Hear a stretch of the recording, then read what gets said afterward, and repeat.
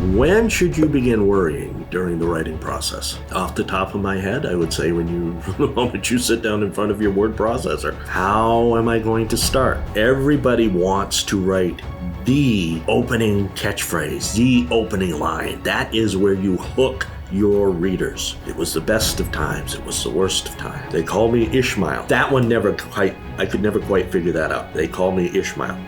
Good. But Moby Dick, one of the great American classics. It was the best of times. It was the worst of times. Tale of Two Cities, one of the great English classics. Think of your favorite book, your favorite novel.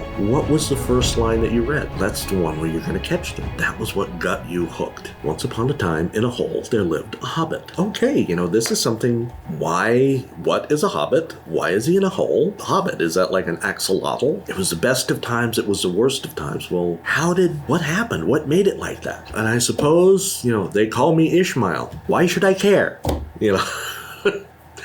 But think of your favorite novels. How did it open?